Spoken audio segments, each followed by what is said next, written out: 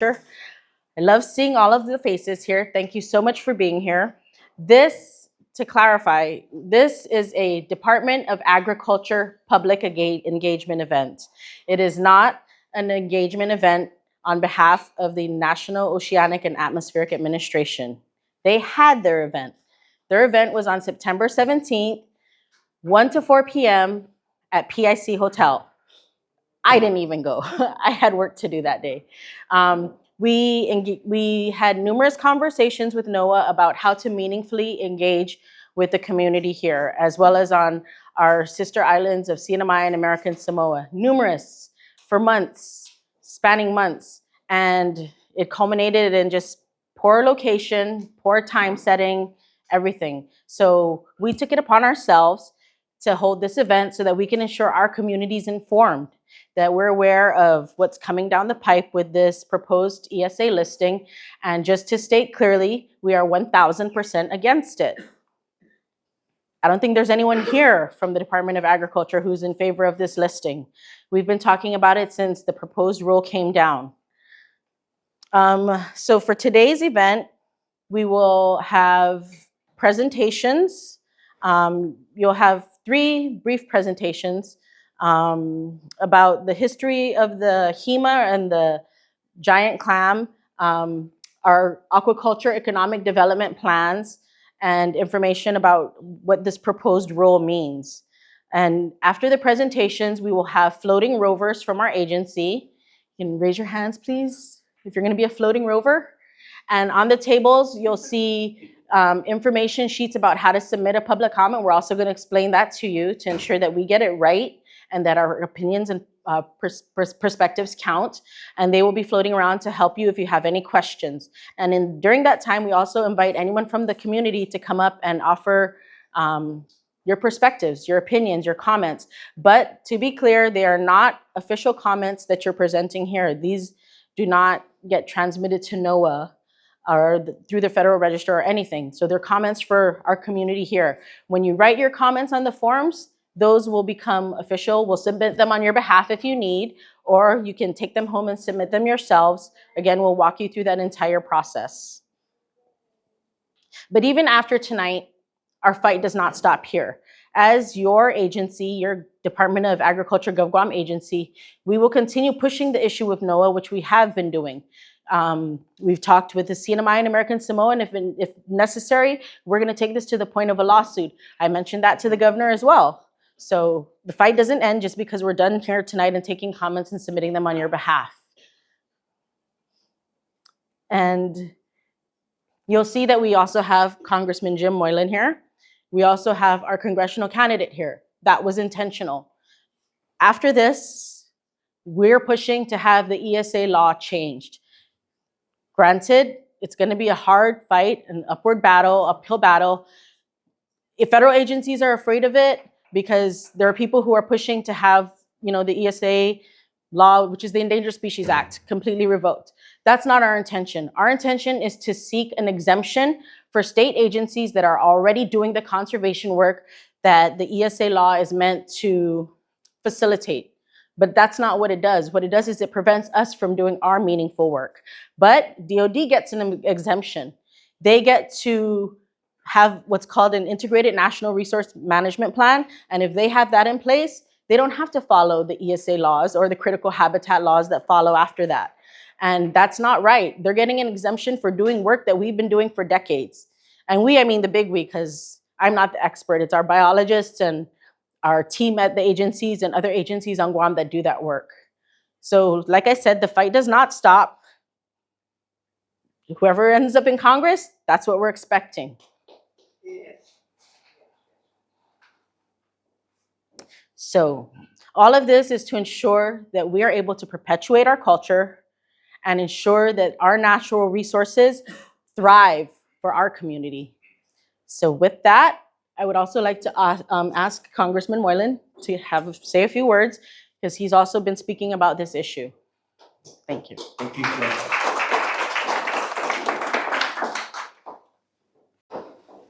So from the start, when this proposal came out, we received a notification, and we immediately discussed it, contacted Noah and also Chelsea's agency. We've been working on this since July, late Mhm. July, looking at solutions.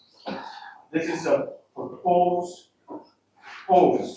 right? There's a couple of phases of what they're proposing, and then you have the comments from the public, is to add the Gila onto the Endangered Species Act. That will prevent those from Guam and American Samoa and CNMI from harvesting, from carving. It can prevent us from practicing our traditions and our cultural, it takes away from the Chamorro culture, which has been ongoing and has never changed. But for the federal government, for NOAA, to make this proposal, again, it's a proposal, it's rude, it's uncalled for, it's not necessary. But at least we have this time to come together and provide, and thank the department, to come together and provide in this forum, which the director has said, that NOAA's forum was at the wrong date, on a weekday, the wrong time, during week hours, and the wrong place, down in a hotel in Tucson, when it could have easily been where the public's at this reasonable time, when people are available to come and give their comments. So thank you, Director, for doing that. So we have since wrote to NOAA and asked for the extension. AOLG Joseph, UIT Director said. That's right. Don't tell us what he said.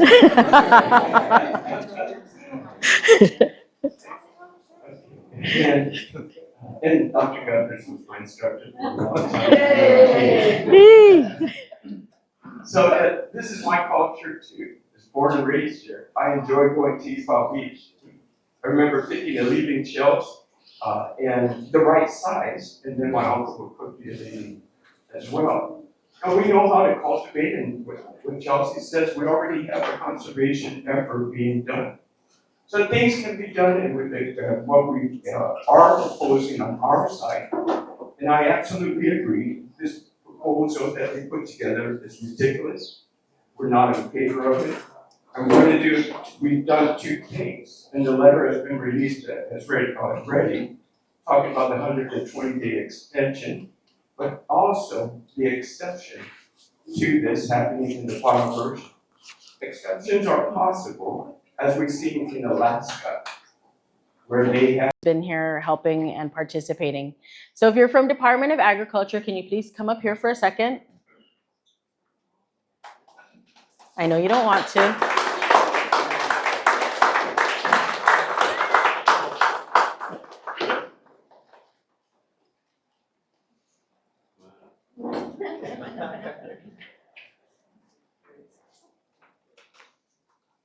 Isn't this a handsome bunch? Beautiful group, beautiful group. I don't want to, okay, we're not going to name everybody, but everybody's here. We're all here. Thank you. Do you want me to name everybody? Okay, because they're already mad that I'm bringing them up here. But everybody here put so much time and effort into creating the flyers, putting together the presentations, putting together the food, coming to ensure that the room was ready, doing all the logistics. My Munya family would be proud. We're the logistics family, so I love logistics. So thank you, everybody here, for all the work that you've done to help make this happen. Okay, you can go run back and blend in. Okay. So I have a very scary task ahead of me. We had Dr. Magat Lujan Bavakwa on hand to present the history of the HEMA in Guam. Unfortunately, he's on a plane right now. I am a sad stand-in for him, but I offered to show his presentation. I'll do my best. I'll try not to cry. It's powerful, and I'm a softie. You will see. That is Zen. He's another ag employee. Okay. Every day after 3 o'clock, he shows up. Okay, so this is the value of giant clam shell for the Chamorro people yesterday and today. He's also, Dr. Bavacqua is the curator for the Guam Museum. So these are artifacts from the construction at the Hyatt Hotel in Tumhum. And these are the ancient tools that have been determined that these artifacts are used for. There's the adze, a scraper and a knife, higam, guesques, and sesi. I'm guessing. If I'm saying it wrong, I apologize. Sesi? Tetsi. Okay. Told you I'm a sad stand-in for Dr. Bavacqua.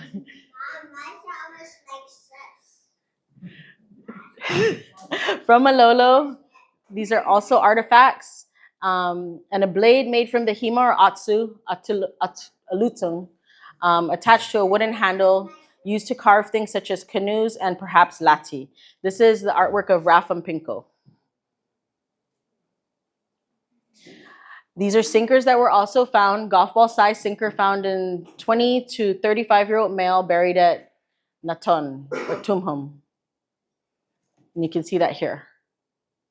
This is from Dr. Judy Amesbury. This was a body adornment that was found on a 20 to 35-year-old pre-Lati female, but they didn't find it on her arms. They were also found around the chest or abdomen, so they were assumed to be an ornament suspended from a cord worn around the neck of a woman.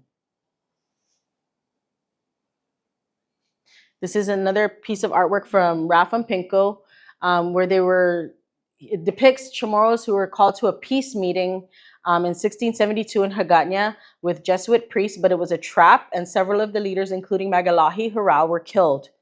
And one of the remaining warriors, Aga, was able to fend off the squad using a higam until he could jump into the river and swim away. So you can see that here.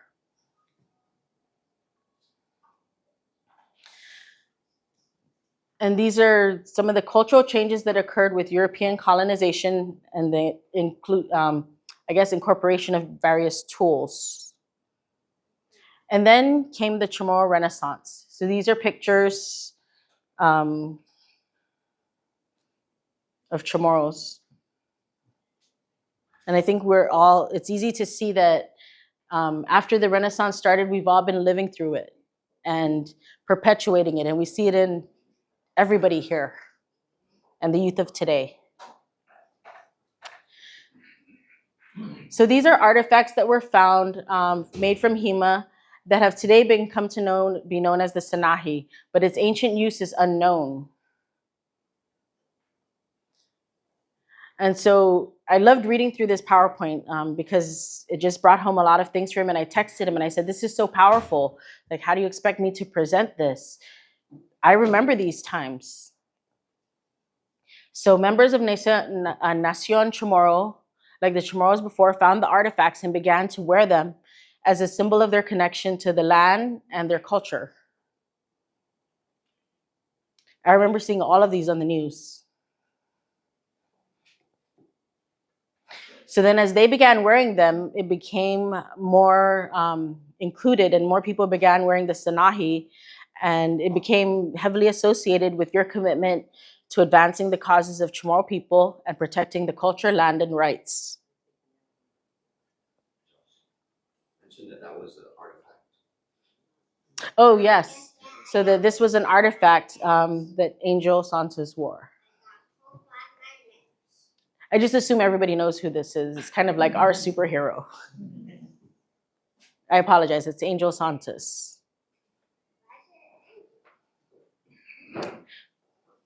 And then Nacion Chamorro members such as Ben Del Rosario and Jill Beneventi, Mama Jill, began to carve the Sanahi and sell them to others.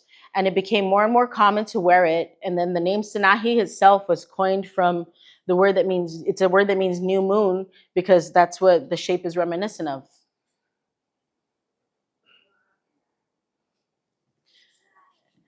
And so, what was the Sanahi? And historians, archaeologists, and cultural practitioners continue to debate what it could have been used for, because it could have been a necklace, but other possibilities is that it was a sinker or another common type of tool, some type of unknown ceremonial object.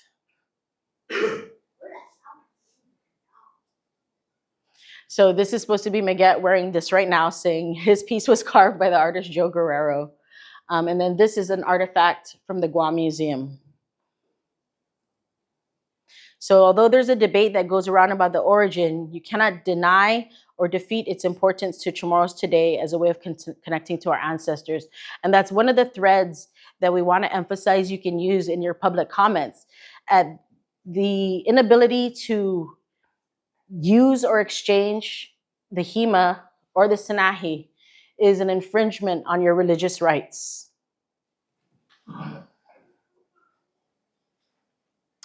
Thank God I'm done. I held it together. That was really hard. But I like to call it Frank Roberto. He's a biologist with our agency, and he has also put together a presentation and was a very integral part in organizing all of these events.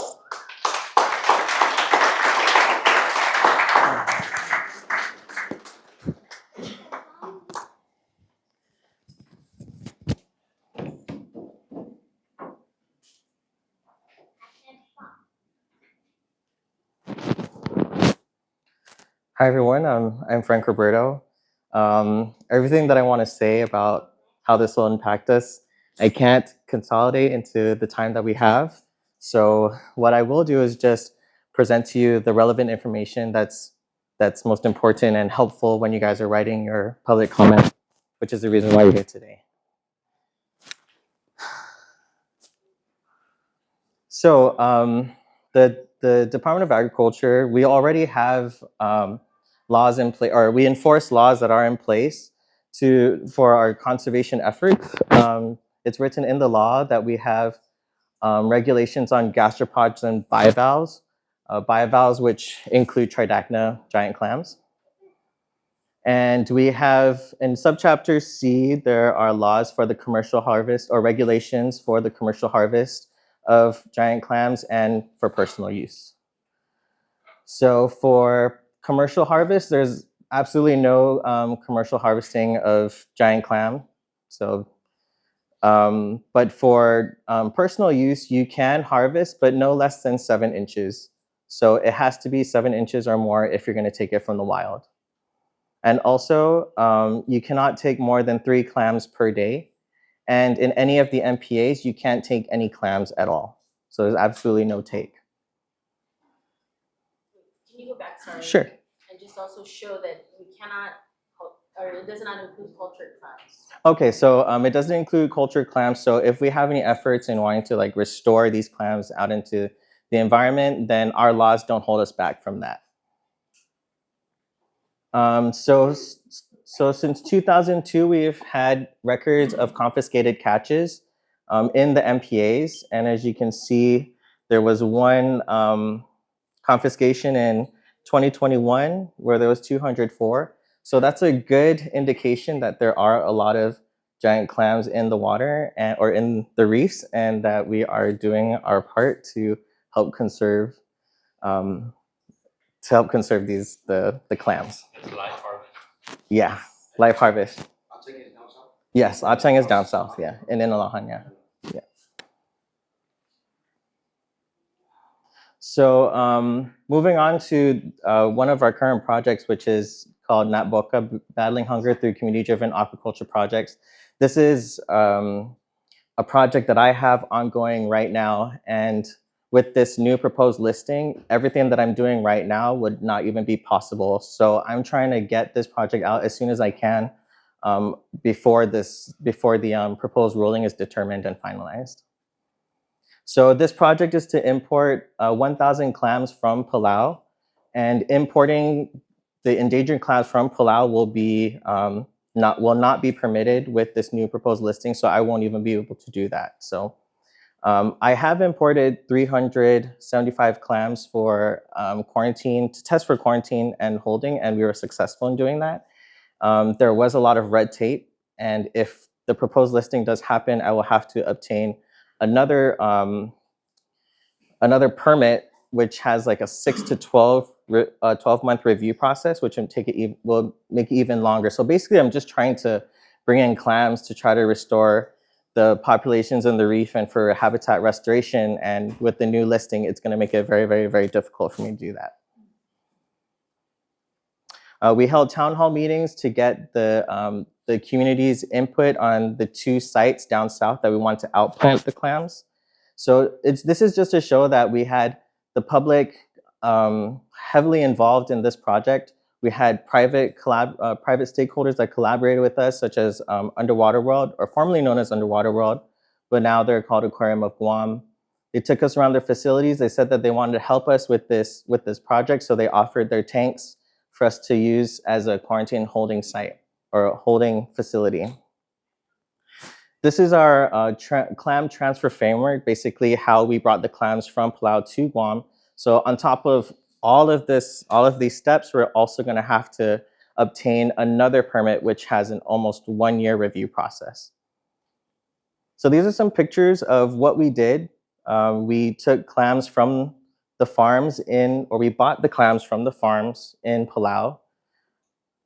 We put them on boats and we shipped them to Guam. And we also established some new ties with Palau. This is someone from the Bureau of Marine Resources in Palau, and we had just established our relationship with them, and now we have to tell them that we're not sure where this is going to go because of this new proposed listing.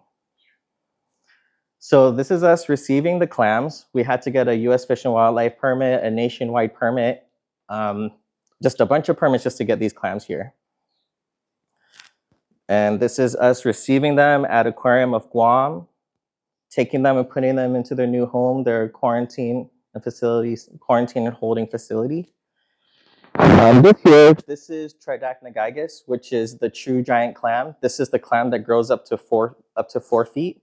This will be listed as endangered, and I won't be able to import these into Guam after this listing. So now I was able to bring this in, but then I'm not going to be able to bring that in anymore. This is another species, Hippopus hippopus, which will be listed as endangered under this proposed rule, which has the same regulations again. This is the team that helped me out and made it possible for this project to move forward. This is the end result of all our clams just being imported from Palau. This was just a portion of the 1,000 because since this hasn't been done before, we had to test how long they would last in a quarantine and holding facility. So we did collect all that data for the water conditions, and they lasted up to 4 months. We also had the governor visit the clams as a part of the aquaculture initiative, and she was able to see some of our efforts. Oops.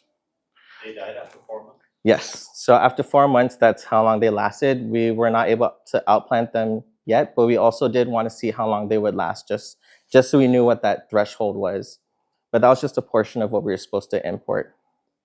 Another part of this project was to outplant the site so that the community can have clam farms or clam enclosures. So we're going to have 2 sites down south, but with this new proposed listing, we're not allowed to we're not allowed to outplant. We cannot plant any giant clams that are under the endangered species list into the wild where they can reproduce and repopulate our ocean, which is exactly what we wanted to do, but this holds us back from doing that.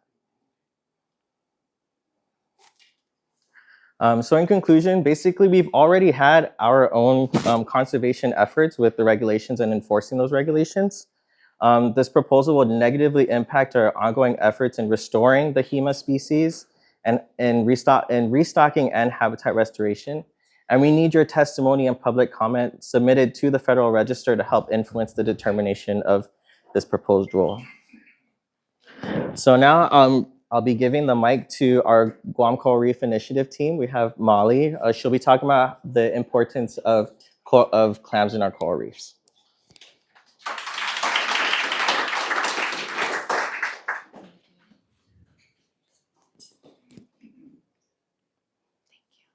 Half a day, everyone. Oh, But they, half a day. There we go. Hello. Okay. Half a day. My name is Molly Chambers, and I am a reef restoration biologist with the Guam Coral Reef Initiative, which is a division of the Department of Agriculture. Giant clams provide very critical ecosystem services for our reef that surrounds Guam. Clams provide reef structure and rigidity, ultimately strengthening our reefs.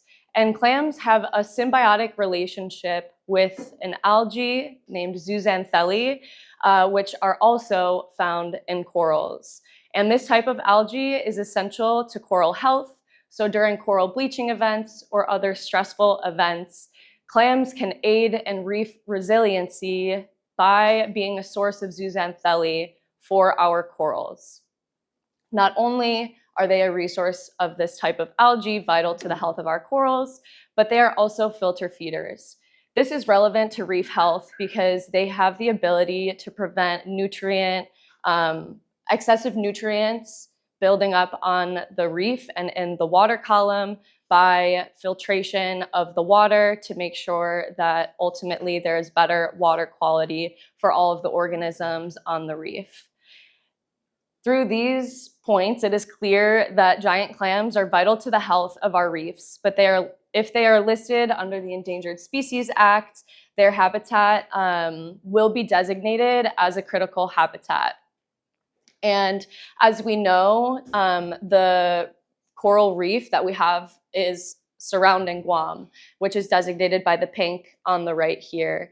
And through the critical habitat designation, this directly affects federal agencies or those with a federal nexus, meaning that NOAA fisheries and the permitting process for any and all federally funded projects within these designations is required.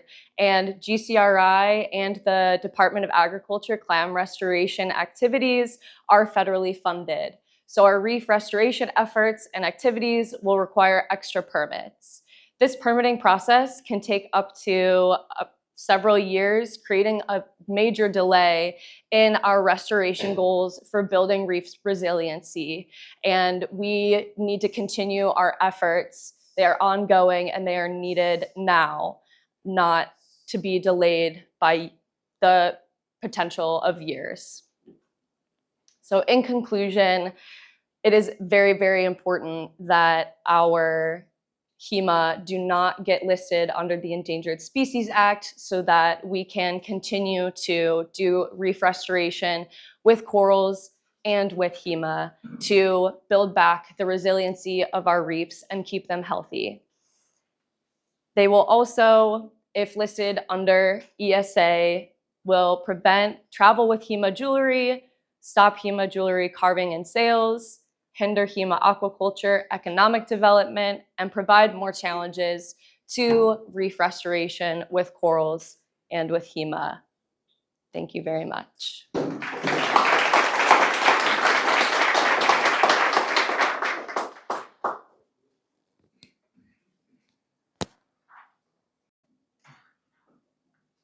I'd like to ask Mr. Mike Ogo to come up for his presentation. Mike will be the applicant applying for our position of aquaculture chief in the new division of aquaculture created at the Department of Agriculture.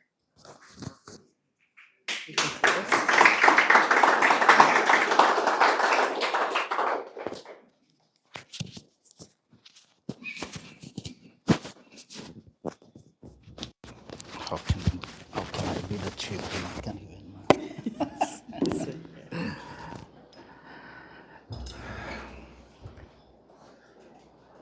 Hafre, buenas noches, zan saludo.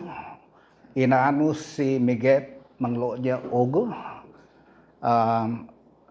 As the director is saying, I will be, one of those folks handling the program at the Department of Agriculture under the Division of Aquaculture. So, basically I wanted to talk about how the proposed clam listing will affect the development of aquaculture in the island of Guam. And I want to start off by defining aquaculture based on how NOAA defines aquaculture, and that is the breeding, rearing, and harvesting of fish, shellfish, algae, and other organisms in all types of environment. And I wanted to highlight that, in their definition, it basically says things like to produce food and other commercial products, restore habitat, and replenish wild stock. Really important. Because while they're encouraging development, they're also trying to put a brake on this development. NOAA efforts primarily focus on marine aquaculture, which refers to farming species that live in the ocean and estuaries. Marine aquaculture produces numerous species, including oysters and clams. And that to farm marine shellfish, including seeding small shellfish on the seafloor or by growing them in the bottom or floating cages. So, I just wanted to highlight the contradictions that we're seeing with, the proposed listing and the effort by NOAA and the National Fisheries Service to, encourage and develop aquaculture because to be frank, what do you call it? Aquaculture, the United States is actually a net trade, has a net trade deficit with aquaculture development in the world. There's a lot of effort in basically trying to, develop the economy of Guam in light of the fact that, we've only got two industries, basically the tourism industry and the military. So there's an effort to develop the other sectors of the industry, including agriculture and aquaculture. So just to give you guys a glance of what aquaculture is, basically it has an annual growth of 4%, a market value of $289 billion, 139 million metric tons in 22 were produced. U.S. has a trade deficit in seafood of $20.3 billion. And the U.S. place of, we know that U.S. has placed in the top 5 in a lot of things, but in aquaculture, it's actually 18th in global production. So there's really a need to, improve aquaculture development in the United States. As a result of the need to diversify the economy, there was the executive order of 2019-12, which was signed to establish a sustainable aquaculture industry in Guam. As a result of this executive order, a task force made up of public and private aquaculture stakeholder was created, and one of the outcomes was the most recent feasibility study, which is the Guam Aquaculture Feasibility Study.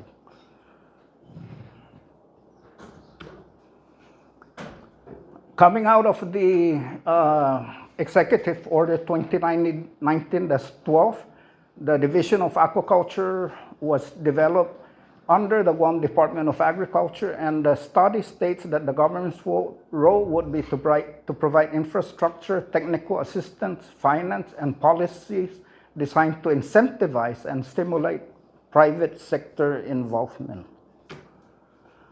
So within that study, these are the species that were identified for development in Guam. Currently, we have shrimp, tilapia, and catfish.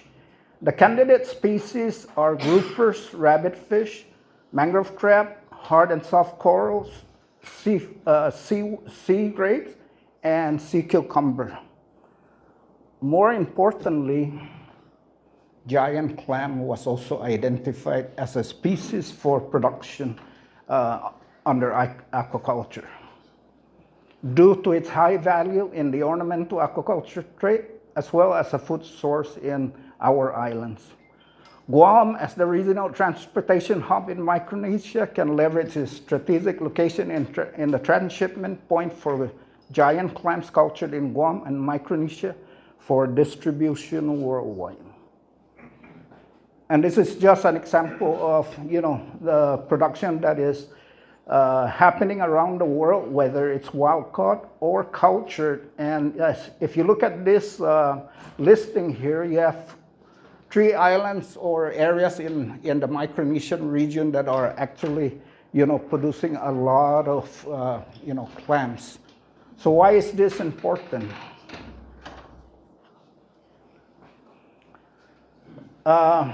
Basically, with a robust aquaculture industry in working with Clam in Guam, there's a plan to put together a Guam Aquaculture Innovation Center, which can play a role in research, education, and conservation of giant clams in the region. One of the proposed things in the Innovation Center was basically to put up a hatchery where giant clam works can be done. And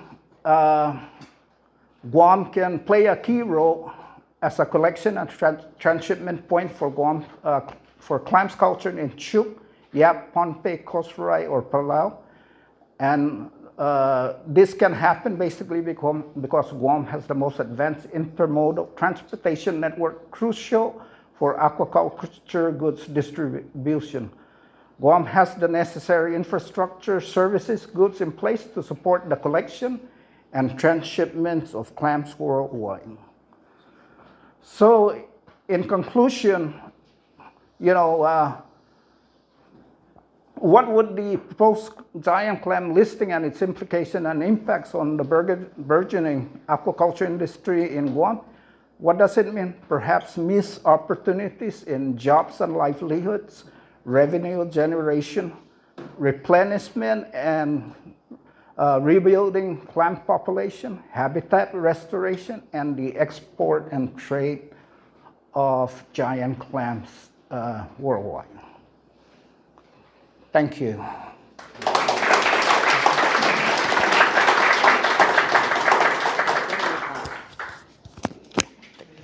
Thank you, Mike. So that's the last of our presentations. Again, so if you look on some of the tables around you, there is a form or a sheet with dark blue, and that tells you how to write a proposed comment. We have comment sheets available for you to submit those. There's also a sheet taped next to it with a QR code. So if you want to just scan the QR code, you can take that with you as well. And there's guidance for how to provide comments. But if you want to write them now, we will be happy to collect them and turn them in for you. And then we have our team that will float around and help you write those comments. I also wanted to point out there's that short form or this sheet here.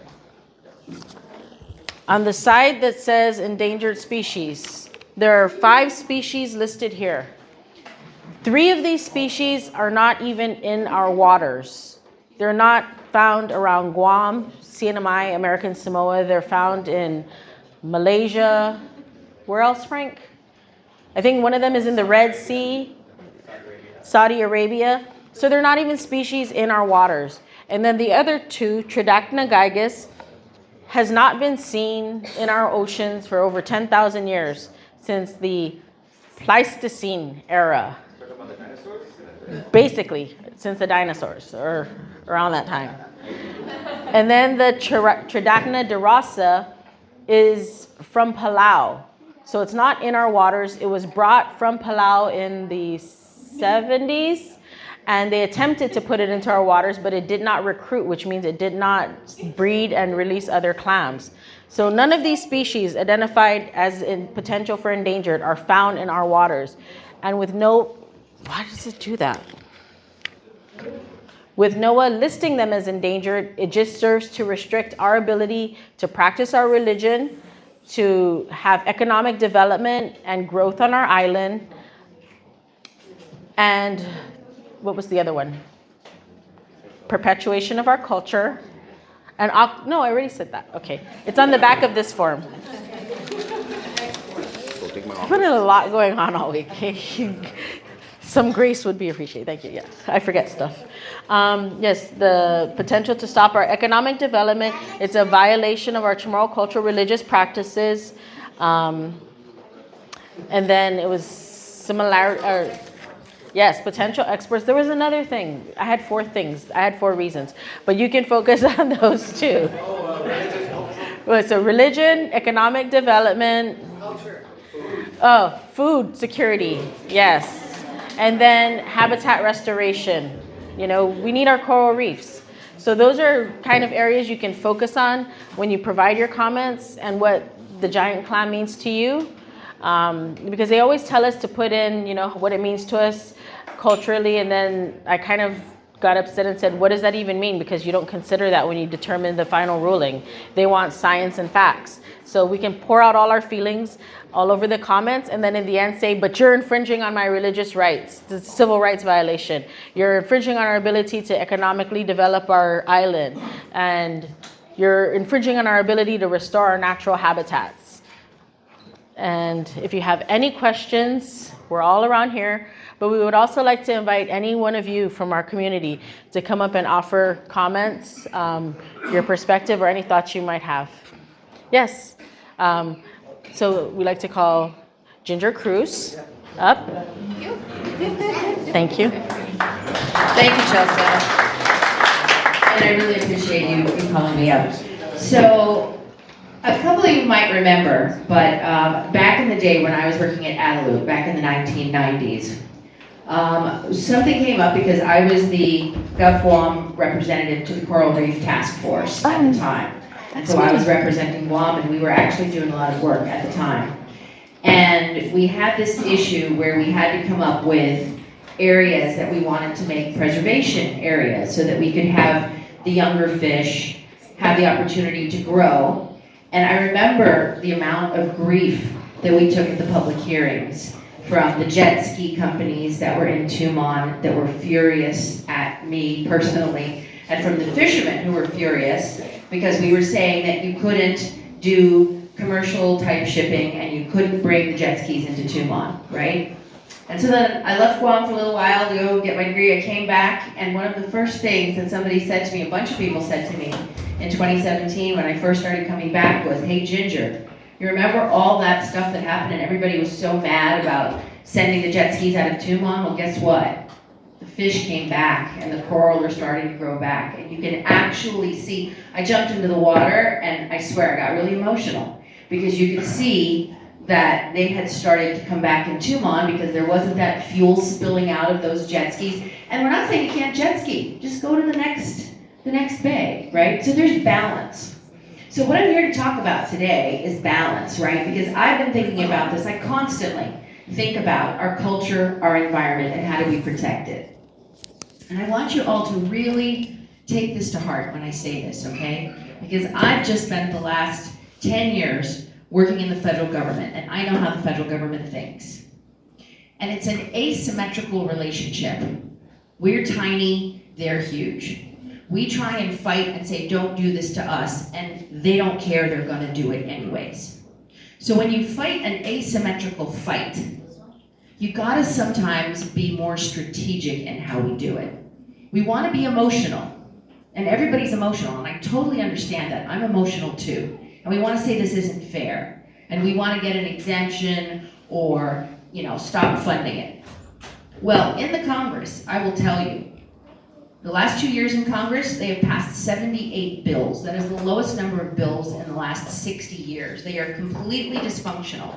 And if we're all sitting here counting on the fact that we're going to be able to get a bill through this Congress, the way this Congress is, it's not going to happen, and we're going to be screwed in the end, okay? And if we're counting on the fact that we're gonna ask, little tiny Guam, ask for an exemption, they're gonna say no. They're gonna say we're here to protect the giant clams. So I've got another strategy for us to all think about. How do we accomplish our goal? You lean into it. So there's 2 examples that I can think of. So there is a kind of rare wool that grows on these things that look like llamas. They're in Peru, right? They're called vicuñas, and they have to be out in the wild. You can't cage them. You can only harvest it once every 3 years, and if you over harvest it or if you try and cage them, you'll kill them. right? And they want to protect them because they want them for future generations. Because at the end of the day, we also want the giant clam to be around for our grandchildren and great-grandchildren to be able to carve. So there is some agreement that there needs to be some conservation, but at the same time, you can't kill the traditions and the things that we hold dear. So what do they do to the vicuña? So in Peru, where they do this, they issue a certain amount of permits. They issue a certain amount of allowances to the natives, to the people who are able to responsibly practice their craft. And they allow them to gather that much wool and to be able to do that. But they actually give those permits so that you don't just have random, massive companies coming in and doing it to the point that it affects the vicuña staying around. Same thing happens with python skins, right? There's some companies that actually get a certificate. And the thing is, when you go international, if you're wearing a Sinahi and you show up at another airport in California, right? Guam doesn't control what that customs officer is going to do in California.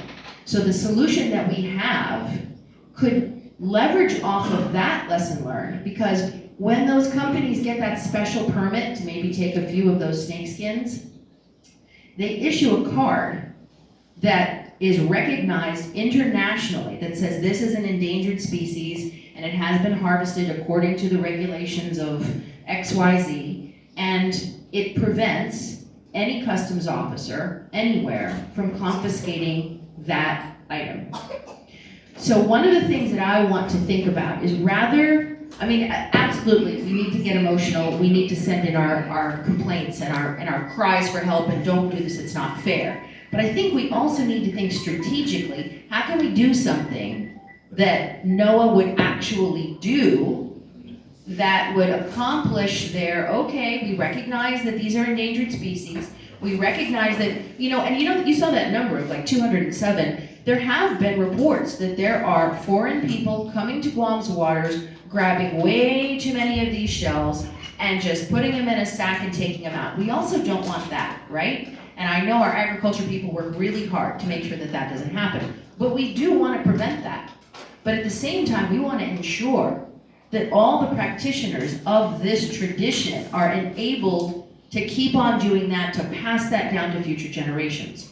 So if we look at this as an opportunity to work with NOAA and ask them, how do we agree with you that this is an endangered species and create a permit that will allow a certain amount in a certain region, a certain number, so that we can help to do all of the things that we are doing, cultivating them, putting them, and be able to issue something, because this is the thing that killed me. Because Greg Pangolina, that picture of Greg Pangolina, used to work with my dad at Public Works, and he carves beautiful necklaces out of the shells. And the people who do these are passing it down. Let's say somebody passes away and they pass it down to their child, and some customs officer is going to take that away. We need to do something about that. And I'm telling you, if we don't think strategically about this and we just say, please don't do it, they're going to do it anyways. So we've got to think smart. How do we do this? So what if we propose that we could have NOAA issue certificates that are recognized by all of the customs agencies that grandfathers in all of the Sinahi and all of the things that we have already created to date, so they can't go back, because they won't be able to tell. They said in the rule, I read it, they can't tell if it's new or if it's old or if it's, right? So we have them issue those certificates. So if you're going to travel and you're going to have a necklace, you're going to have one of these. And nowadays, it could be a QR code issued by NOAA. That way you could just show it to the customs officer. I have the right to have this. And that would take care of grandfathering in the ones that we have. And then lead into it with NOAA. Go, yes, it's, we're going to have an endangered species, designation, but we also need to include permits that will allow us within that to then continue to practice, continue to find ways to bring back the giant clams. I remember, diving in Palau, they're incredible. They're amazing when they get up to those sizes. I've never seen them that big in Guam's waters, and we would be blessed to be able to do that. But I'm saying that one of the things that I'm looking at is I'm being realistic and promising people an exemption in this Congress with 540 people that could care less about what happens on Guam is not a realistic solution. We've got to be smarter than that. We've got to think, how do we do it? How do we lean into it? And how do we create a specialized permit for certain people on Guam Department of Agriculture could get a designation that they would then certify the people that were allowed to harvest, allowed to trade, allowed to handle within the regulations. We could say within the laws of Guam, etc. I mean, we could work out the details. But I just wanted to sort of propose that for you because absolutely, I am in the fight 1,000%. But I am in the fight to win it. I'm not in the fight to just say that I'm going to stand by you.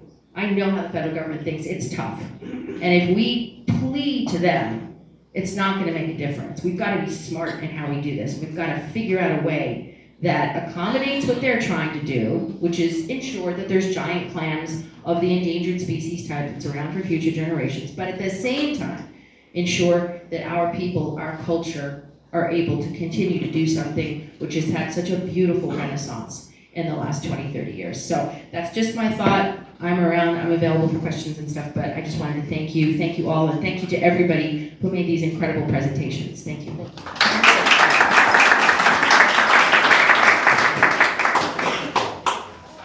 Hey, Judy. Thank you. Witness, ladies and gentlemen, Victor, that was a very good suggestion. We should keep it in our list of Plan A and Plan Bs. Oh, okay, great, thank you. Ladies and gentlemen, you know, I'm not Chamorro, I'm Guamanian. I was raised here from my infancy. I love our island. I'm serving as a member of the Western Pacific Fisheries Management Council, and this is a big issue for us. You know, we're a federal entity under NOAA and the Fisheries Service, and we're very upset about this initiative of the federal government. And at our meeting that we had last month, this came up. But we actually discovered during our previous meeting to our last meeting that NOAA was putting out this proposed designation. We found out about it indirectly during our meeting. We were never informed about it. Department of Agriculture was never informed about it. American Samoa was never informed about it. But when we discovered that they were up to doing this, we protested vigorously. We protested vigorously because they were stepping on the cultural traditions and toes of the people of Guam, American Samoa, island groups that, you know, we very much want to preserve what we have and enhance what we have. When they heard us, that's when they decided, after the grievance they got from all of us, that they were going to hold a hearing. And they came to Guam and had the hearing. And Chelsea's right. Chelsea gave him a suggestion on how to hold the hearing, where to hold the hearing. But they chose to hold their hearing at the hotel, and I understand the turnout was very poor. They didn't get a lot of testimony. And that's why Chelsea and her department and her personnel organized this meeting tonight. Each of us, before we leave here, we have to have something in writing, a written comment to turn in that can be transmitted to NOAA. But aside from that, you need to continue to discuss this matter with others and educate them about this. A lot of people on our island don't understand this matter, don't understand this issue. Some people will say, oh, it's good, we're going to protect everything, you know, our waters and this and that. They don't understand the impact on the lives of people. They don't understand how this impedes, in a small way, our economy and the preservation of the culture. I've been talking to my students at the university about this matter as a regulatory issue in my regulatory law class. Of course, these presentations were much better than mine, but it's along the same lines. We have a right to speak up, and we must speak up. The intention of the federal government is probably pure in their eyes, You know, these federal officials, they mean well, but they don't live here. They don't know the history of the islands like we do. They don't live the culture and the respect for the culture and the land and the water and the people like we do. And we have to educate them. So part of our role is to educate them, but at the same time, to get our concerns addressed. Now, I don't mind Ginger's suggestion. She has a lot of experience with the federal government, and we should always have alternative approaches. But I also want us to express our emotions. I'm mad about this. I'm tired of the federal government trying to take things away from us that they don't deal with every day, that we deal with every day, that we appreciate, that we want to continue. And this is an example of that. Now, I have to tell you, my parents are gone now. They've passed on. You know. But my parents left me 2 clams, clam shells. And when I was a little girl, I didn't quite understand it. And as I grew up, my father said, you know, these are very important, and you should keep them. Always keep them. So I have them, and I'm worried that maybe the federal reps will try and take it away from me. Because they'll say, well, we don't know when this was first gotten, if it's recent or not. You can't have it anymore. And I'm sure there are other people in the same circumstance. Do I have to hide my clamshells now? No. So, yeah, you're right. Shouldn't, right? But, I mean, think about that. I also have a Sanahi that was given to me when I was in the legislature, by the way.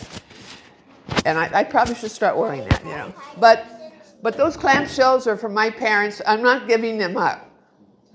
And we should not give up our cherished traditions on Guam.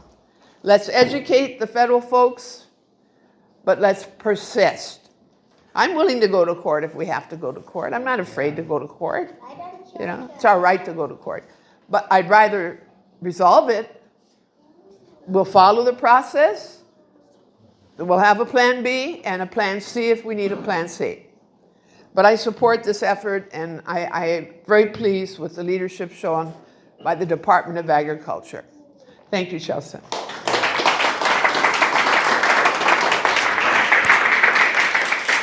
Thank you, Dr. Judy.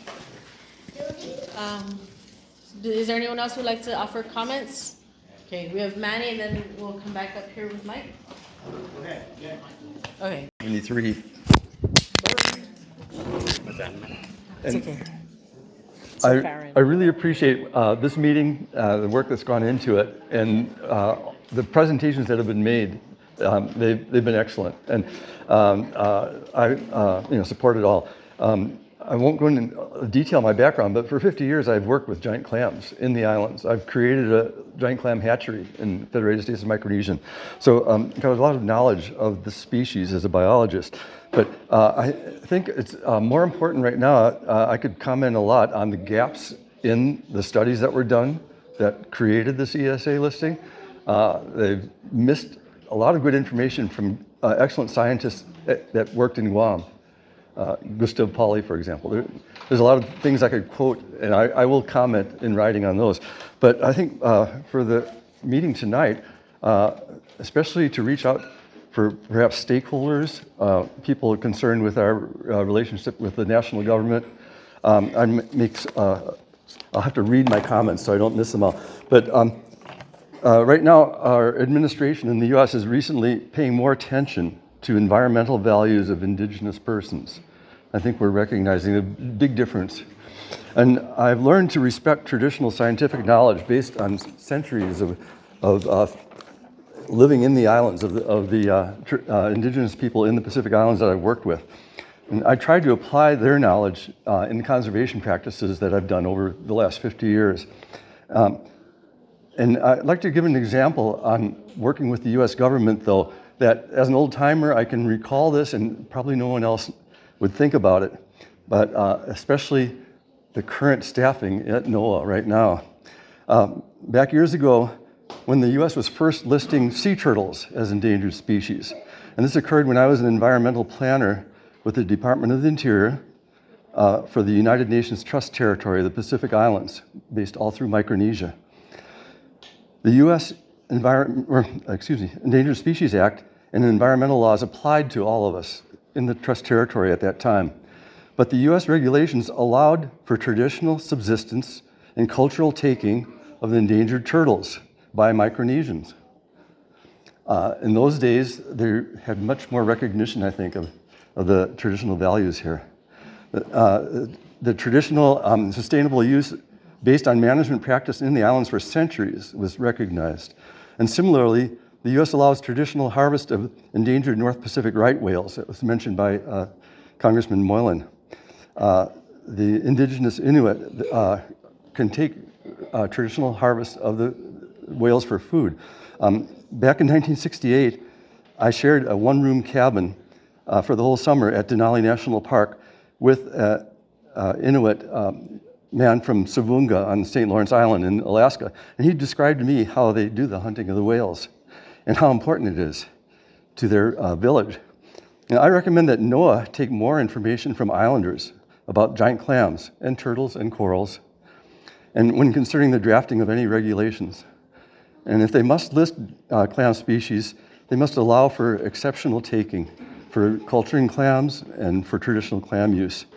And more importantly, they should invest in education and perhaps local enforcement to achieve clam conservation, where we can take care of our resources ourselves in the islands if we have the resources to do it, the manpower and the funding. U.S. territories depend on federal funding for research and monitoring of endangered species and then for environmental quality. I worked at Guam EPA for some years with all this federal funding with Greg Pangilinan, by the way. And so we depend on them for the funding, but it doesn't provide funding for surveillance and enforcement by local staff. And regarding the clam conservation, I've experienced fickle actions myself by the USAID in our neighboring island countries. And I hope that funding for control of poaching and support of clam culture could be provided and recommended to the State Department by NOAA, not just internally among our states and territories.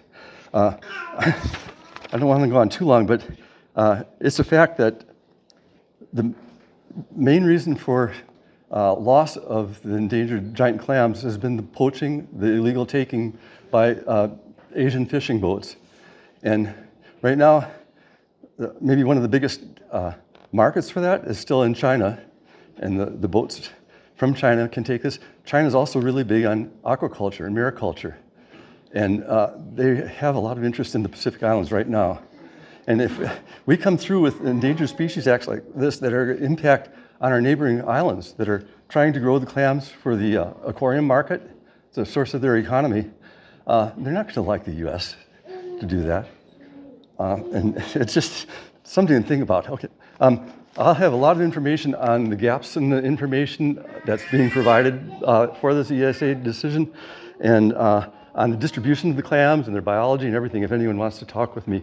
I don't want to keep you longer, though. Thank you.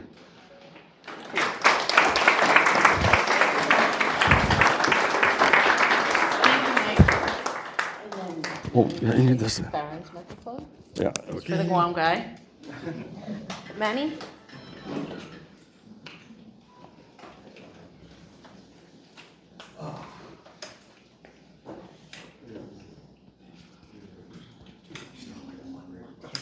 Sometimes it goes out, so you just have to restart it.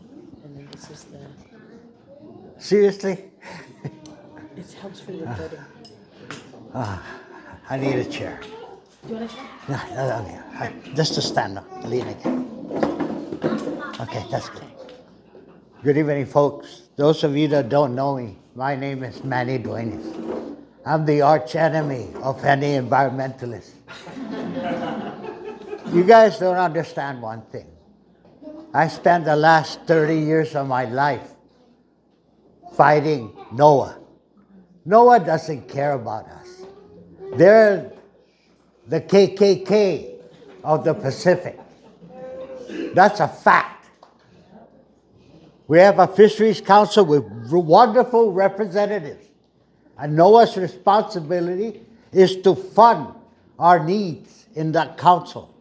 And they refuse to give us adequate funding to address our issues. They don't care. Like I said, I call them the KKK any day of the week in a heartbeat, because everything they promote comes out of Washington. The Fisheries Council has the fiduciary responsibility for all the natural resources in the Pacific within this region. That's every fish, every balati, every octopus. That's their jurisdiction. ESA was created to protect those species that have no one governing them. Because we have a governance group. And you know what? 95% of that group are indigenous people. Only 1% is of non-Pacific Asian American or indigenous islander. And they hold the cards. They hold back funding to help our people survive. And that's why people think, oh, Manny's a jerk. He doesn't want to save the turtle. He doesn't want to save the whale. No, once you let the environmentalists in one door, believe me, you're on a slippery slope.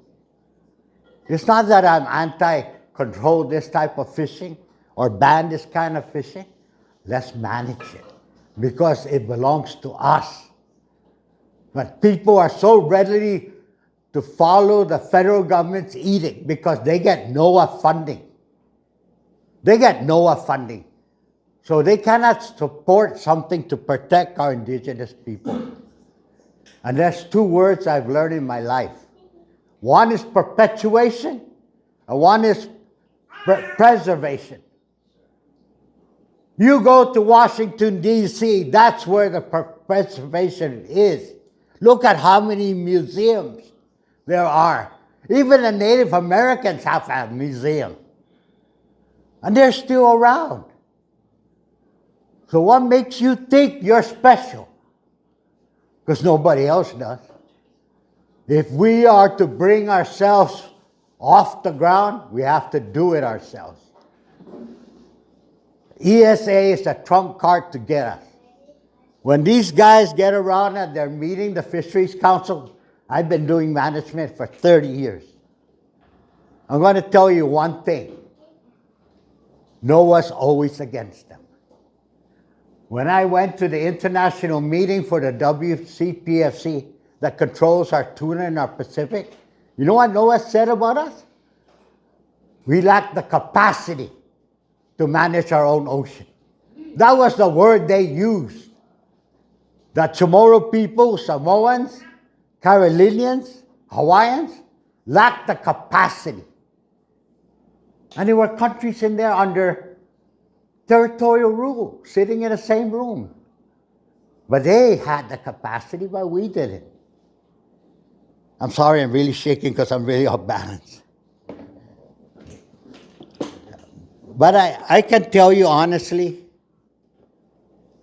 if you don't stand up now, and you don't understand your history, now I'm going to go back to the clams. I learned it from a smart kid. I don't know if he's still here. Pulan, are you here? Right there. You guys should watch his YouTube. He's pretty smart. Yeah, darn smart for a young boy. But you know, happens to be my nephew, so I give him that confidence. But at the end of the day, I'm going to explain something to you people. NOAA's using a one-person petition. I thought we live in a democracy or a republic, so-called. But one person can tell a whole group of people, you're wrong. So that's the number one point. That petition was written by one person. The second thing is that all the evidence they have was when Guam was being created 20,000 years ago. Were any of you born? No. Come on. You Chamorros are tough. But I don't think you're that tough. We didn't come to this island till, what, Pulan, 3,000 years ago, 4,000. Because Guam was still underwater. How do you think Two Lovers Point came to be? It just came out of the ocean like a whale. No, the water went down, stupid. And they found the clam there inside the rocks. Oh, they're gone. The tomorrow's hated. Oh, dumb shit. Mother Nature took it. So all I'm saying now, their logic baffles me. And I'm going to give you the primary one that has baffled me for 30 years. In 1978, I believe, the Endangered Species Act included the green sea turtle, or hagan, that we've been eating for thousands of years. And they were still around. I ate it when I was a kid. I wish I could eat it today. And I'm not going to deny it either. So anyway, all I'm saying is that it was given to two large federal agencies, NOAA and Fish and Wildlife Service. One handles the land, the other handles the sea. And they got hundreds of employees watching it for over 50 years. These poor people in the council, guess what? Guam has over bottom fish. They only have 3 years to make sure.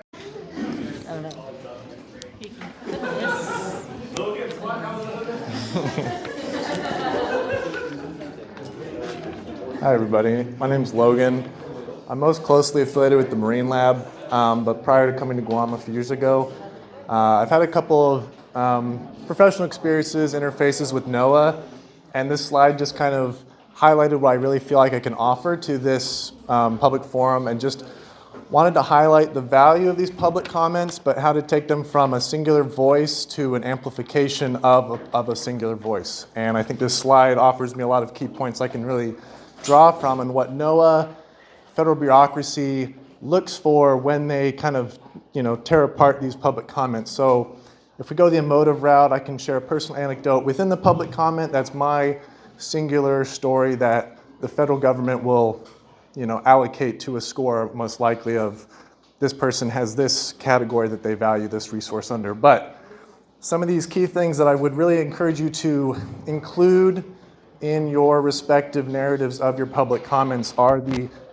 quantitative, numeric motivations or scores that you can attribute to your motivations. So this bottom right or bottom left point, from my perspective, is information. This one here is evidence on the analysis. So let's say you're talking like cultural practices. Talk about the number of years it's been happening. Talk about the number of people who actively practice it. Talk about the number of people they engage with, if you can get those kinds of metrics. Talk about the number of people that is being outreached and educated with. Talk about the number of outreach programs that these goods and services are used through. What's the vesicle that these giant clams are used for, right? If you're talking about economic, we talk about aquaculture, talk about number of jobs, talk about number of dollars that are lost if it's denied from being sold, talk about potential jobs, talk about potential trade. Think about the numbers that the federal government can take beyond just your personal singular data point, right?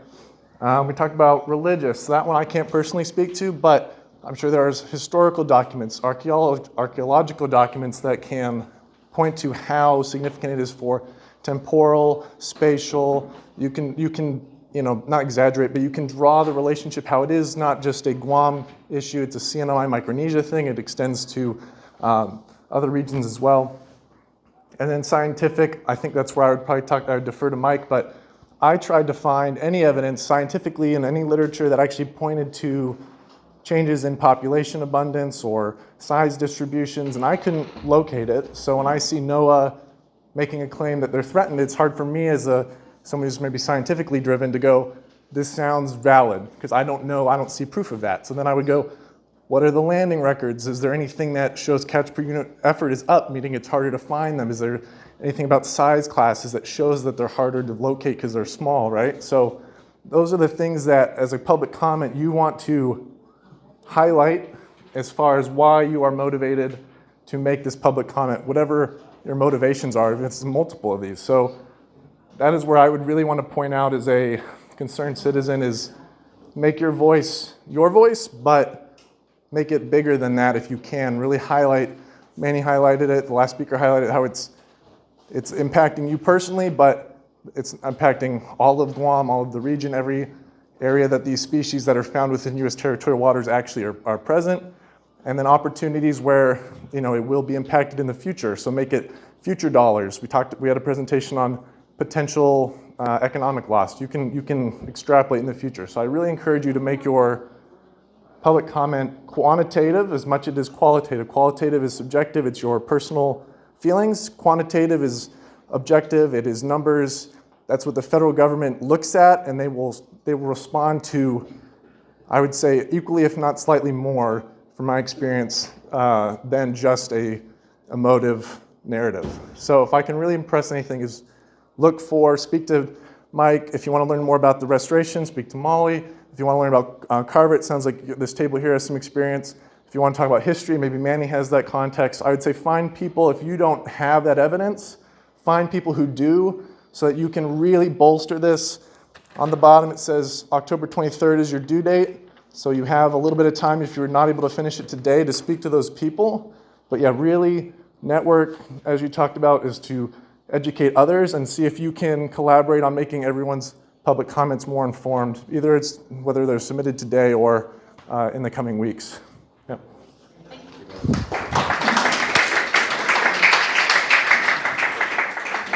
Thank you for that. Yes, sir. Today. Do you mind if we clip this on your package just for the recording? So just one second. Afade. My name is Tano Taitino, and I'm recently returning to Guam. I've been away for over 23 years, been over in Kauai and Maui, and I spent a little bit of time in California as well over those 20-some years. It's good to be back home, and it's an adjustment still. I'm fortunate, I'm blessed, right? Because I'm a Taitino.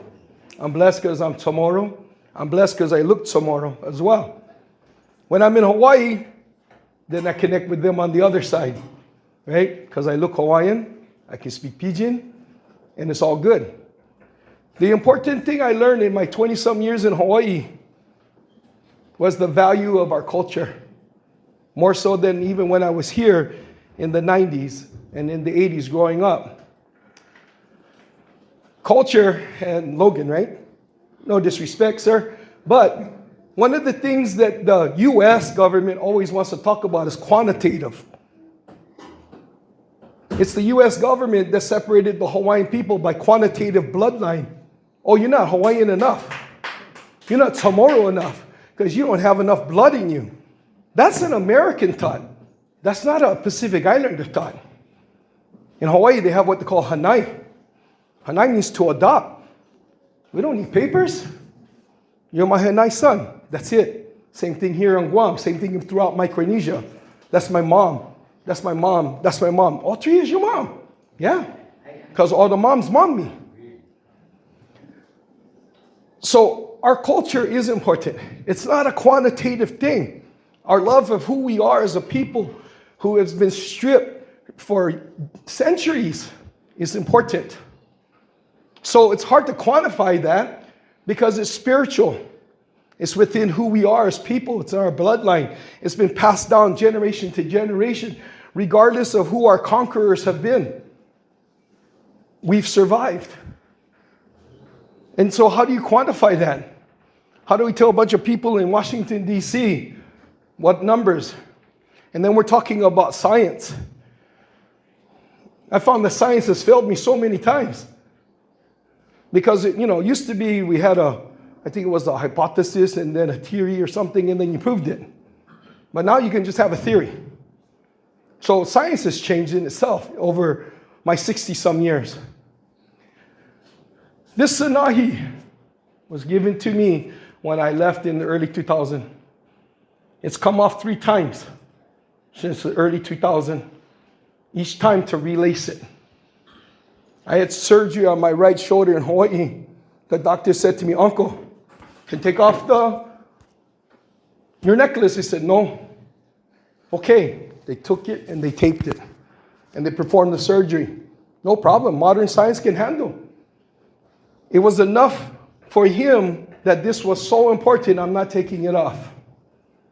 When I moved to the mainland for a little while, oh, you can't wear that necklace at work. Oh, this is not a necklace? Yeah, it's a necklace. No, it's not. It's my tie.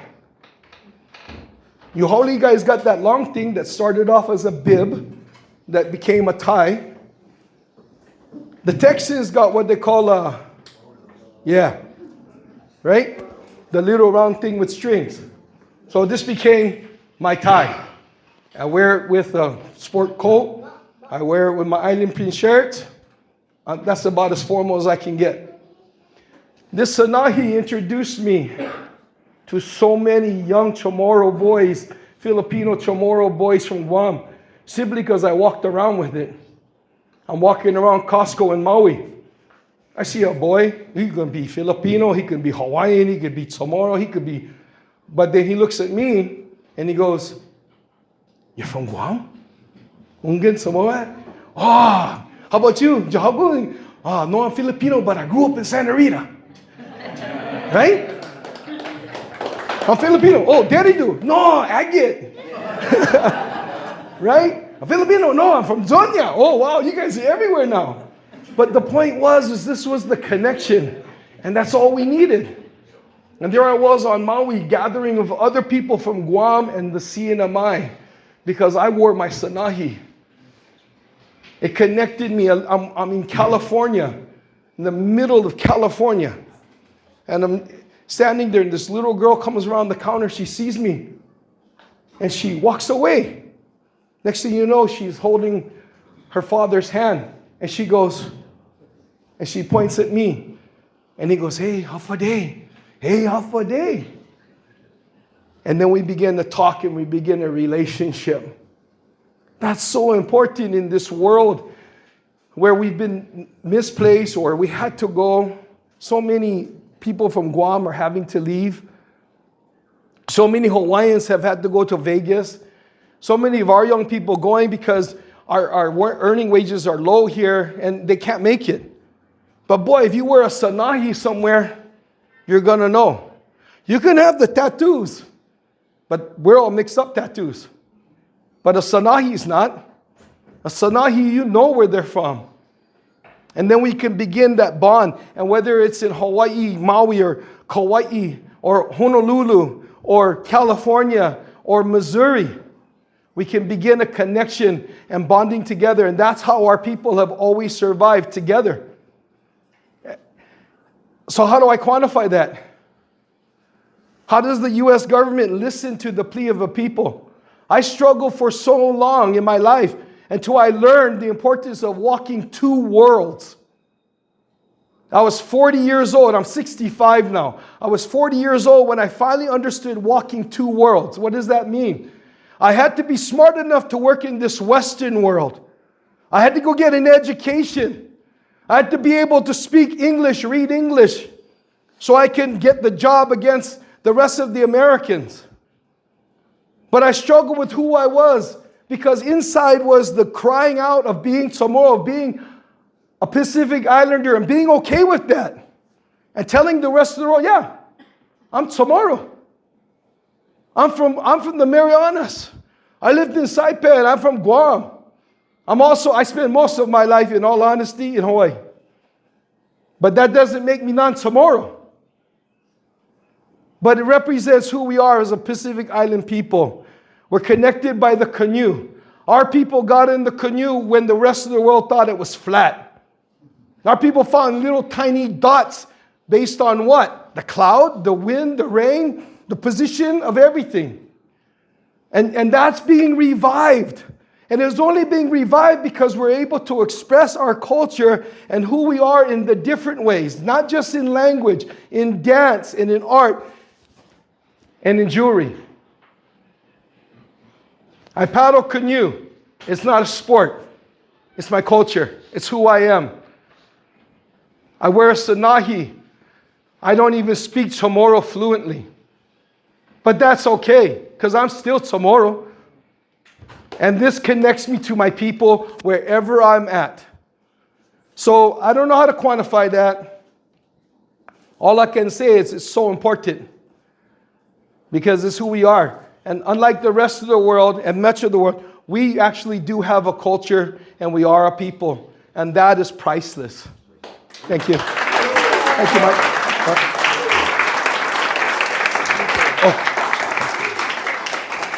Hey, Andrew? This recorder as well? No. Okay. This is so I can remember that Manny said I did a good job. Yes. Maybe I don't need that. Yeah. I just like to ask if everybody can hear me. Can everybody hear me? Ungan, Malik. Guausi Angela Santos. Angel Santos is my brother. He's the oldest. I'm the youngest.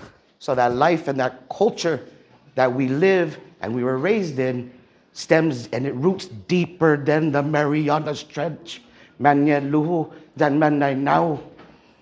And kay Haji siya ni po na holom janat. Sangani Hajiam. Dan po na chuliano ni ikutorata. Dan ijota identity ginin hami. Ambi ni nayan no. Ti parata we are not going to accept that anymore. Right? I hold a piece of hema. This is a fossilized hema that I received in 2000, maybe 2018. I'm a cultural practitioner. I'm a carver. I found my pieces on my necklace. Two pieces are artifacts. And this one piece was a shard from a young hema I found over at Dano Island. And that's Cocos Island. My very first piece I carved. I'm a student. I was one of the first students for Mama Jill Beneventi. And I take that very seriously and to heart. Because one, we as indigenous people do not exploit our natural resources. We protect it and we preserve it for our generations to come. That's how we perpetuate it and cultivate it in the sense of art and identity. Identity is very important to us. Because Lord knows how many years and how many people come to our shores and try to take that and kill us off. Right? We hear genocide. We have had genocide happen to us before. Try to at least. But it never happened. We are still here. Like this Hema. And I made a comment on me about the dinosaurs because I heard that, right? Throughout the Jill's own teaching. Is Hema. I didn't go to school for all of this. This is just growing up. And this is our life. Hema is as old and it's as old as the dinosaurs. Right, guys? So this one is through the construction of the Tizen airstrip and the extension of the highway, right? If you'd like to see it out, I'm going to put it up here on top of the Guafek. But I like to talk about exploitation, right? And this is one thing that I don't understand. Is because, I mean, they've made some talks. We've heard earlier about it not being in our shores. I've never come across a Hema shell inside the ocean. I don't know how far do I need to go and find it. We don't do that. And I've never even tried to eat Hema clam. Let me know how it tastes. Anybody? Please, let me know how it tastes. I don't get it. I don't understand. Right? So to come and say this and put this type of control on us as a people, as an indigenous people, I don't know where it comes from. And it makes me think that that's where their plans are. They keep that hold on us this way, in this sense. And we've had enough of it. I'm saying that right now for me. So I'll leave this at that. I'll leave this before I get off. The comments are very important to us. As many as we can get, please, let's get them. Even if you say, bro, just don't do it. That's your comment. Chalo, that suffice. You know what I mean? That's sufficient enough. Put a fist, put an emoji on me. Put a fist. I don't want it. No, heck no. Never, never, never, no. We even let Boy comment on it too. But what I'm trying to get at too is we need the numbers. Guys, we need the numbers. If they want to try to come at us, brother, they're going to get so much coming at them. And they wouldn't even know what to do with it.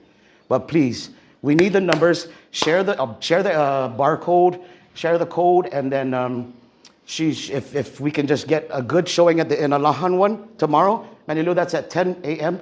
Please, we need those.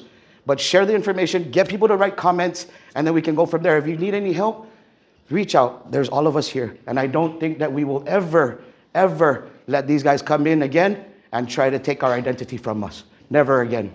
Never again. And you got one person here. that will stand up with you, alongside you. Please, por favor. We're all here together. Sign on, Masi Paramzo. Sign on.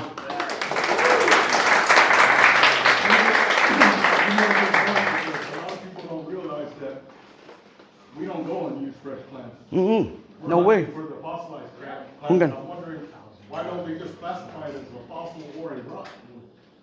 Right? Because how can you tell what species it is? Because there's no, the only thing you see is the grain. Right. You don't see the waves, you don't see the shapes. But I don't know anybody here that uses fresh clam. Right. We all gotten our clam. You know, hey, they're doing civil engineering over there. Let's look. And you gotta really have the eye to see it. It's the sparkle, right? Once you see that sparkle, you know, whoa. And then if you get lucky, you see the ridges. Right? And then sometimes you get, like you said, the dinosaur. Yes, sir. Right? The one that's like, the 4 feeder ones that put ones, yep. But then the other thing too, you gotta notice, and everybody knows that, and that's why I wear this, because it's a heartbreaker too, working with fossilized clam, because you could make a perfect piece, and then you go to drill the core holes and cut right? Even if you just do like tapering, you don't know, but the skill it takes, all these guys around me. Right. I'm a novice. I'm surrounded by masters here. Right? When I look, you know what? The thing that you look, when you look at a Sinai, and you wonder why, how come what's his name, Maga from Saipan is charging $1,800 for a piece? It's because it's flawless. Right? When I look at a Sinai, I look at it from a person that makes them, right? And when you see a smooth pathway, you're seeing the spirit the artist of was the person, right? Because he has the patience, the shape. I mean, even just to make the shape, curve, right? Just to make the taper of the ants. Yes, sir. Yes, sir. Let's go. Let's go. It's that art, that heart we put into it, right? That's our culture. If you touch it and you do the craft, yes, sir. You don't realize. You know, I always get pissed off because I used to sell my items, because I live in San Diego, and I taught myself how to do carving in there. Right. And I would sell it, and I'd have people micromanage me. Oh, can you do this? Can you do that? And I would just take it and I would break it right in front of them, because you don't do that. Yeah. You know, that's why I don't like to sell anymore, because I don't want anybody to tell me what to do. Exactly. Right? Exactly. It's your style. It's the way you want to do things. And like I said, you brought up a good point, because a lot of people don't realize that carvers don't use, right? I haven't tasted clam, right? I've never seen a fresh clam. All I've seen is a rock, a little rock that I cut, and then I find that it may be about this big, but by the time you're finished, it's a little small, hard little heart, and then that's where the magic is at. Right? I just want just one more thing before I leave, Chelsea, please, and you can just inquire. But we, as artists, we are taught, and through the care of our culture and then the pieces that we make, because it's going to be gifted to a person, we are taught to utilize every part of the shell and not leave any sopla. We can make beads, we can make locks, we make pendants, but that's just one thing that us carvers, that I know, that we are taught, do not waste the material, especially hima. So, sainamasi paramzo. And what I want to mention about you're right, absolutely, that what you work with is found on the land, but there's a caveat in this proposed rule, and NOAA even admitted that it's the first time they're using it, and it's called similarity in appearance, and so that's the issue. 5 of those species that are listed as potentially endangered, we've already said they're not here, but the problem is similarity in appearance. So that means anything else that you use the clam for and you make, it can't be differentiated, which is technically not true. I mean, because you can tell which kind of clams different jewelry or something comes from, but it's the customs officer who can't tell. So even if you use a clam that's not endangered, they can't tell the difference. So it's similarity in appearance, let's ban it all. And this is the first time they're invoking that. They said they're still trying to understand it. Ooh, they're gonna arrest a lot of people, boy. They're gonna arrest a lot of people. Yes. The green line? Yes. So they're saying that they can't tell, so then ban it all. Because it's similarity in appearance. Oh, thank you very much, Charles. Sorry, are you suggesting that everybody maybe mention that in the comments and that might be I mean, it could be, what, one of the questions one of our biologists asked is, who's gonna be working at customs and take the, whatever artifact you seize or whatever jewelry you seize and take it to a lab and test it to determine what kind of HEMA it came from? And Noah said, well, Enforcement. we don't know, but not us. Enforcement. No, they're not giving enforcement any money to do anything, so then their answer is just seize it all. And that's what's gonna happen.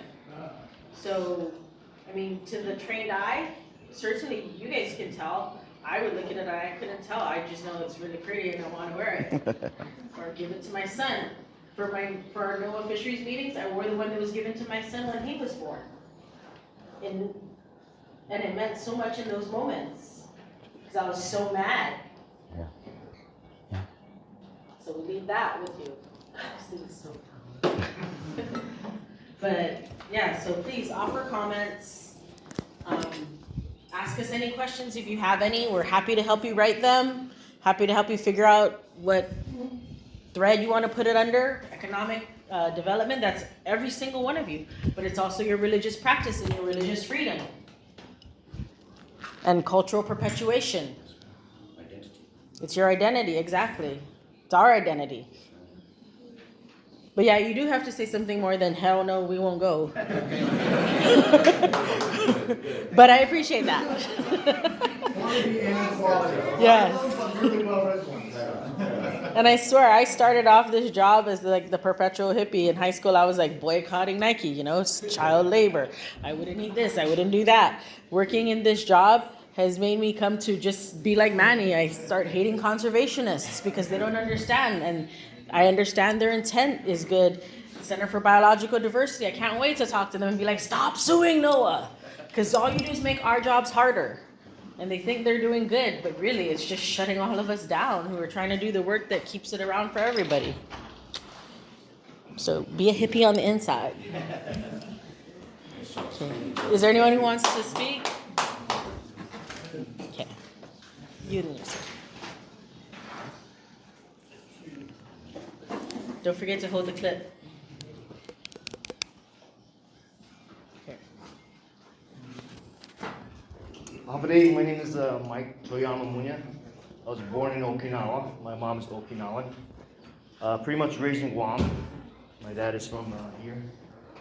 I was knowing the Okinawan traditions and the Chamorro traditions. Pretty much, I was indoctrinated into this American system. So a lot of the ways we speak Chamorro, you know, you guys know back in the day, you were killed or beaten if you spoke Chamorro. So a lot of me growing up, I wasn't allowed to speak Chamorro. So when I've been here speaking for my island, they're taking away all our culture away. They told me that I was a Chamorron. I stood up and I fought. And they keep, 3 times they told me that. I'm not Chamorro enough. I talked to the congressman, talked to the governor, followed it up. They ruined my culture. They ruined my feeling for the American people. So if you guys know anybody or everyone TikToks, YouTubes and all that, get out there, tell your family and friends, hey, we gotta fight for our culture. Because our culture's dying out. And you know, coming from Hawaii too, the way it was illegally taken is the same thing as Guam. We're just a territory. Do we have rights? Are we American? I don't know. I'm lost right now because I went through a system. And this is our culture. A lot of us know where we come from, where this comes from. So get the word out. Get some papers. Pass it around. We need to fight. This is wrong what they're doing. There's too much military here. They're polluting the land. You're going to get all these Marines. You're going to pollute the air. Most of the pollution comes from the American government, the military. I serve, I can say that. I've been discriminated. You know, all the people I told that the Coast Guard was good, I hate to say, but it's not good. So, get the word out, guys. Viva Guam! Viva!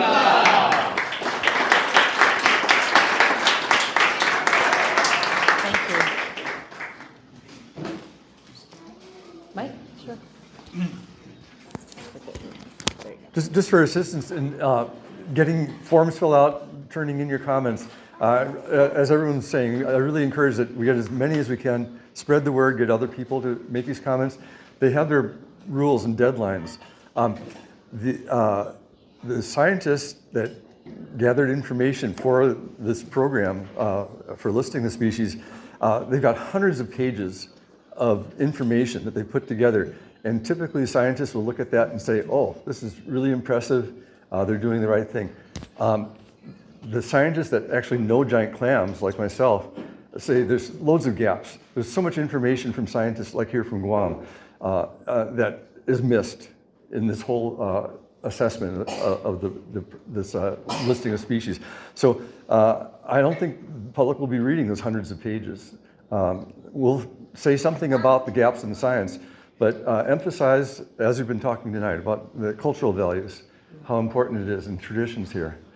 And because of that large amount of information, people are saying, oh, we need an extension of time to review. I'm saying don't extend the time, throw the whole thing out and start from the scratch, because they really have scientific problems that typically the public and a lot of scientists won't even notice. Okay, thank you. Thank you, Mike.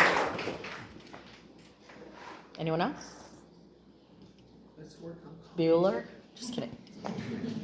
If you're old, you know that joke. I know that joke. Okay. If there's no one else who's offering comments, then please just talk amongst yourselves. We have the room till 9. There's lots of corn soup and tuna sandwiches. I had 2 cups of the corn soup. It's still hot or warm. Write your comments. So you're with the Department of Agriculture, and you actually have a project involving giant clams. Can you tell me about that? Yes, I have a project to import clams from Palau and use them as an aquaculture product, and also to involve the community in aquaculture techniques. And the main reason is because giant clams are an important part of our history. They are the material that's used for sanahi, and the sanahi nowadays is to connect us with our ancestors, and because we've lost a lot along the way, so this last artifact that we have, the sanahi, we use that to connect. So this project is to be able to provide this clam to our people, and not use what's in the water, but to bring in this product and have them use it in a sustainable way, not only to perpetuate our culture, but also to provide some sort of food security and connection to the environment and our culture, and even with scientific purposes. So you represent the local government. You actually do manage our resources with giant clams. So how is this going to affect your job? It affects my job because it limits a lot of the permitting aspects that are already difficult to begin with. And being an indigenous biologist, it's very, very difficult, because when you're really when you're very connected to your culture, it's always an uphill battle. Not only do you have to adapt to the Western system of gathering scientific information, but you also have to abide by the federal regulations, and a lot of times it doesn't allow us to be able to do the types of projects that really make a meaningful impact in our community, to be able to sustain our culture and sustain our environment. All right. So what do you think about the proposal to make giant clams endangered species? I think the proposal, it has, I think the proposal has merit in the sense that it is through goodwill, but however, the proposal, which is a top-down approach by the federal government through NOAA, it completely ignores the people here in Guam, the territories, because it affects the territories as well. It completely ignores them. And the issue with that is what it indicates is that they care more. They care more about the protection of these giant clams than the actual people. The Chamorro people who have been here in this island for at least 3,500 years and who have been sustaining these resources for 3,500 years. And I think it's completely backwards. It doesn't rely on any type of bottom-up approach of community engagement. Instead, it was a dictate by a agency say, hey, we see what is going on, even though it's not entirely their fault. right? You know, we have climate change, we have illegal poaching from other places that are coming in and taking it. It's not necessarily the Chamorro people who are just coming in and just taking. As many of the carvers here actually were saying, is that they were using fossilized Hema, not necessarily Hema that was just live and taken. Sorry, what is Hema? Hema is the Chamorro word for the giant clam, right? And that is what this regulation is going to do. It's going to put 6 species of Hema, or how many is it? 6 or 7 or 8? 6, at least 6. It's going to put 6 species of Hema under the Endangered Species Act, and that comes with all these other regulations. But like I said, I'm going to repeat myself so you can see if we get a quote or two from that. Like I said, what I think of this proposal is that it is a completely top-down approach, right, without any type of input from our own people who have been here for the past 3,500 years, who have been using Hema for 3,500 years. How is it that they think that they know better than us? That we are the stewards of our resources. This is our rights as indigenous people. And the crazy part of this all, you know what the crazy part of this all, Guam guy? The crazy part of this all is this. They make exceptions for federally recognized tribes where sometimes the Endangered Species Act doesn't even apply to certain habitats and species for federally recognized tribes. Now, granted, we're not a federally recognized tribe, but the fact that they are able to make those exceptions for them, but not for us? What does that tell you? And it all comes back to the political status, our unresolved political status of unincorporated territory of the United States, which is euphemism for a colony of the United States. And that is a big problem. They could dictate whatever they want to us, and that is egregiously wrong. So again, to reiterate, this is a top-down approach, this proposal to put the Hema under the Endangered Species Act, an approach that completely ignores the people of this land, the indigenous people, the Chamorro people who have been here for the past 3,500 years. We know our land, we know our ocean, we have been perpetuating and preserving our Hema, our resources here for that long. And why can't we do that? Why can't we do that? Why do we need this federal proposal? It's because it is a power grab. It is a way for them to assert, and it is indicative of our colonial status. And that is egregiously wrong. So that is why I am completely against it, because there is zero exceptions for any type of cultural use. Even Jim Moylan and the delegate's office, even they were surprised and concerned that there was 0 exceptions for any type of cultural use. It's a complete blanket ban of the use of the Hema. You can't even transport it because, again, and like another presentation talked about, the fact of similarity, that it doesn't even have to be Hema that is necessarily endangered under this act. But because, you know, it looks similar, then it could be taken away when you go through the airport. So yes, I'm against this act. You had a comment earlier about the data of what NOAA might be basing this proposal on. Can you speak to that and maybe who you are? Yes, hello. I'm Mike Gall. I've been resident in Guam since 1973, but working throughout the islands meanwhile, and working a lot with conservation of giant clams and fisheries development and aquaculture. And the scientific work that went into the reports that are the basis of this endangered species listing are really impressive. There's a lot of good references, a lot of good information, but some of it is really questionable. They're using it in a way that it really isn't meant.